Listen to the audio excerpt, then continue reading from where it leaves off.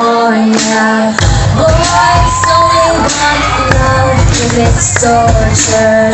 Don't say I didn't warn ya.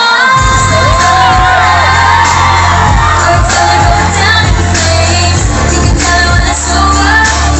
If the high was worth the pain. Gonna know it's lovers, lovers. They'll tell you I'm insane. Cause you know I love the players and you love the game. Cause we're young and we're reckless. Won't take this way too far. It'll leave you breathless or with a nasty scar. Gonna know it's lovers, lovers. They'll tell you I'm insane. I got a blank space, baby, and I'll write your name. There we go, mga kapamilya! Kapamilya Team Queen! Oh my God! Congratulations, Queen! Oh my gosh! Parang kailan na nakakasal lang ito dito dahil magaling na kumanta. Sweet mo naman. Grabe. Grabe. Pero dahil dyan, alam mo, meron kaming Catherine, meron kaming sorpresa para sa iyo. On that note, let's call in at the stage the Star Music Executive Head of Audio Content, Jonathan Manalo, Promote President Jason Sarmiento, and our producer Rox. Bigay ang magandang balita just for you. This is an early Christmas gift to you and to all your fans because we're very happy to announce that the sales performance of your debut album is record-breaking. Oh my God! Let's go! Record-breaking on the first day of its commercial release.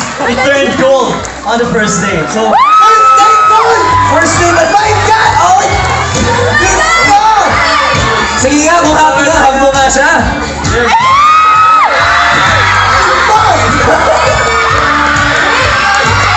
congratulations to all your fans, sa'yo, sa producer, si Rox, and of course the Star Records team. So on behalf of the Star Music, Tita Malu Santos, Sir Roxy Litigan, I'm awarding this Paris Certified Gold Record Award to you, Kat. Pero, wala kang sasabihin.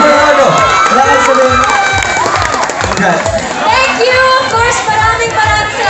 Sobrang saya ko talaga ngayon ito. Eh, gusto ko pasalamatan ng of course my family, sila mama. Hey, my Star Music family. Tita Roxy, Kuya Jason, and your team. Kuya Jonathan, maraming salamat sa lahat.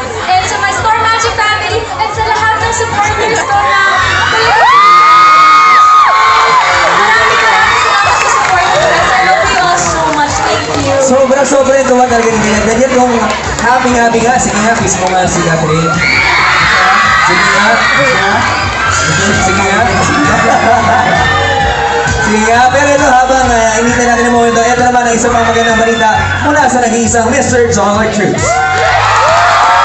Thank you, Robbie, and congratulations, Catherine.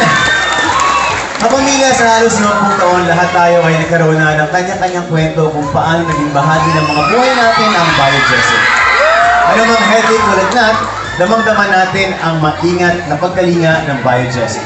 Kaya ngayong taon po, ibinabahagi po ng Biojesset sa inyo ang ingat na damang-dama sineserye na nagpapakita ng iba't ibang true life stories ng mga loyal consumers ng Biojesset.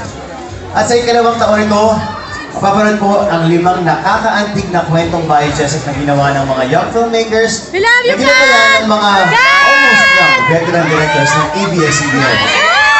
Mapanood po ang kabuuan ito sa facebook.com/Biojesset at noong nakaraang buwan lang